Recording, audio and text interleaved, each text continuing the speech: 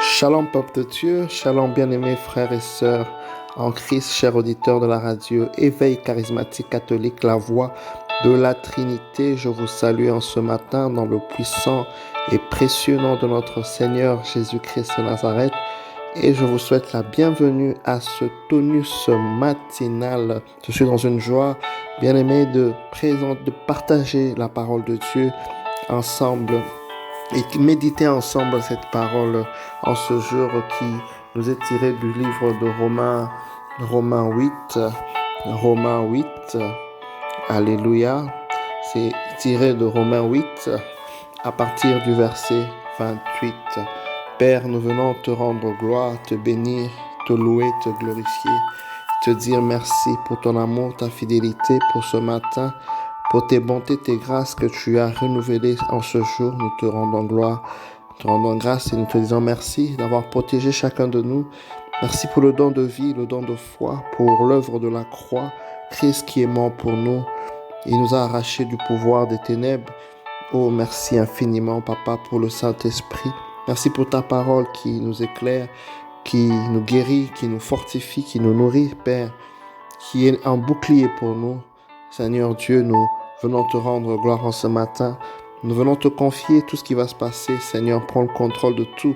Aide-nous à écouter ta parole. Aide-nous à comprendre ta parole. Aide-nous à être transformés par cette parole, par le Saint-Esprit agissant en nous. Oh Dieu, toi qui peux faire au-delà de ce que nous pensons, imaginons. Agis puissamment en nous, oh Dieu. C'est toi qui mets en nous le pouvoir et le vouloir. Seigneur, agis puissamment en nous en ce jour, au nom de Jésus. Saint-Esprit, nous t'invitons, remplis l'atmosphère spirituelle et physique et conduis-nous dans les voies de Dieu, au nom de Jésus. Alléluia. Oui, bien-aimés, j'aimerais donc lire cette parole qui nous est donnée en ce jour.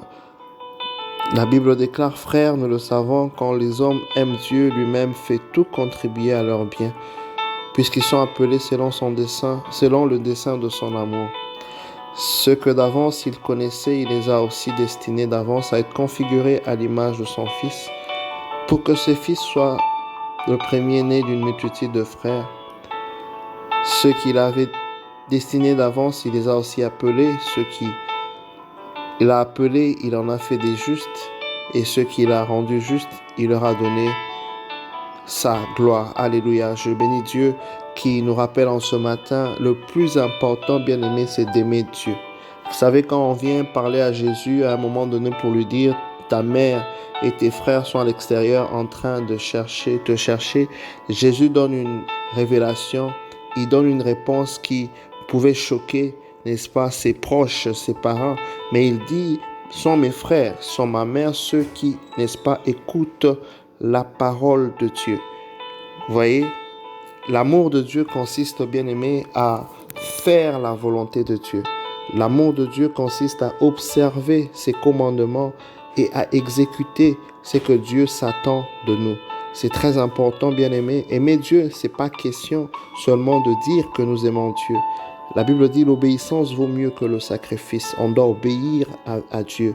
On doit être soumis à Dieu. On doit être un avec Dieu. Alléluia. C'est comme ça que nous prouvons justement l'amour. Nous démontrons l'amour que nous avons pour Dieu. Et lorsque nous l'avons fait, lorsque nous aimons Dieu de tout notre cœur, de toute notre âme, de toutes nos forces, la Bible dit, bien aimé, Dieu maintenant fait sa part. Et il est en train de nous dire lui-même, il fait tout contribuer à notre bien. Il fait tout contribuer à notre bien, puisque nous sommes appelés, n'est-ce pas, selon le dessein de son amour. Quel que soit le mal qu'on peut penser de toi, quel que soit le complot qu'on peut faire contre toi, quelle que soit l'injustice qu'on peut monter contre toi, la parole de Dieu déclare, toute arme forgée contre toi sera nulle et sans effet. Et toute langue qui s'élève contre toi en justice, tu la condamneras. Tel est l'héritage des serviteurs de Dieu, la victoire que Dieu leur accorde. C'est pour nous rappeler en ce matin, bien-aimés, qu'on ne doit pas se lamenter concernant les injustices.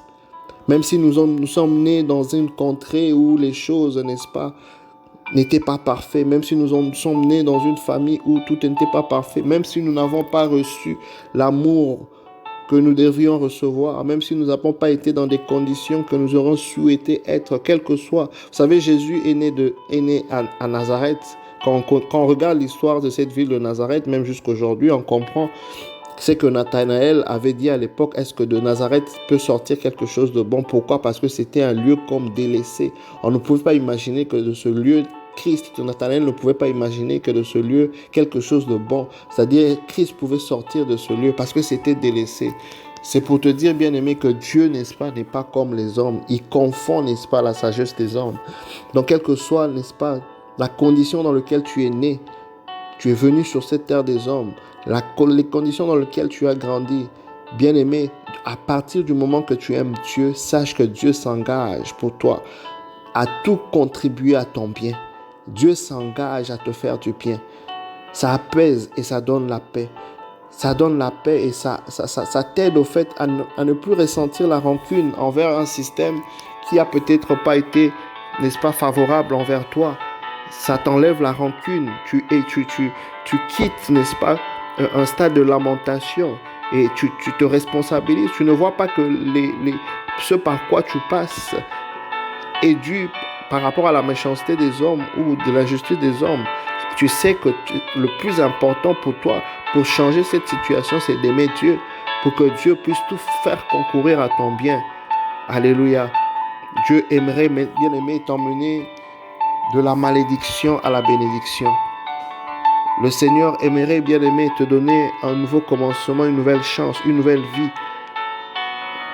La Bible nous indique que Jephthé, dans la Bible, c'était une personne qui, n'est-ce pas, était demi-frère à ses frères. Et il avait été chassé à un moment donné.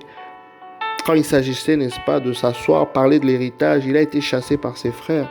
Mais il avait quelque chose en lui de précieux. Il avait un leadership en lui. Il avait une onction. Il avait quelque chose en lui qui faisait de lui un guerrier, un vaillant héros, un combattant. Vous voyez, à un moment donné, ses frères qu'il avait pourtant chassés se sont retrouvés dans une impasse, dans une situation. Ils avaient besoin de quelqu'un pour les mener à combattre. Et ils sont allés rechercher, n'est-ce pas, ce frère qu'ils avaient chassé, je veux dire, excusez-moi. Ils sont allés retrouver Jephthé, l'ayant chassé auparavant. Ils ont reconnu en lui l'onction de Dieu, l'appel de Dieu, quelque chose en lui pour les servir. Bien-aimé, j'aimerais te dire que le Seigneur a mis quelque chose de précieux en toi. Mais peut-être l'homme n'a pas pu le valoriser encore. Peut-être tes parents ne l'ont pas valorisé. Peut-être que tes enseignants, la société ne t'a pas valorisé, ne t'a pas traité à ta juste valeur. Mais sache que tu es la prunelle des yeux du Seigneur. Sache que tu es le bien-aimé de Dieu. Sache que la parole de Dieu déclare que tu es la prémisse, n'est-ce pas, de sa création. Tu as du prix aux yeux de Dieu. Et le plus important est le regard que Dieu a sur toi. Le témoignage que Dieu a sur toi, au lieu de compter sur le regard des hommes sur toi, focalise-toi sur Dieu. Aie ton regard fixé sur Dieu. Travaille sur ta relation avec Dieu. Recherche la faveur de Dieu. J'aimerais t'exhorter en ce matin de travailler à toujours rechercher la faveur de Dieu. Ainsi, Dieu travaillera pour que la faveur des hommes devienne, n'est-ce pas, ton partage. Certaines personnes se fatiguent à rechercher les faveurs des hommes. Non, bien aimé, le plus important, c'est de parler à Dieu, d'être un avec Dieu, d'aimer Dieu. Lorsque tu aimes Dieu, Dieu s'engage à tout faire pour que les cœurs des hommes deviennent favorables en ce qui te concerne. Car la Bible déclare que Dieu tient le cœur des rois et il incline selon son bon vouloir. Cherche la face de Dieu, cherche à aimer Dieu. Mets en pratique sa parole. Mettre en pratique sa parole nous invite à être en intimité, en communion avec Dieu, parce que c'est par là que Dieu nous donne la force pour obéir, la force pour, n'est-ce pas, se distinguer, se mettre à part, se consacrer, la force pour ne pas tomber dans le péché. Alléluia. Oui, bien-aimé, voilà la parole que j'ai voulu partager avec toi en ce matin. Sois fortifié, que Dieu te bénisse, la grâce de Dieu t'accompagne en cette journée.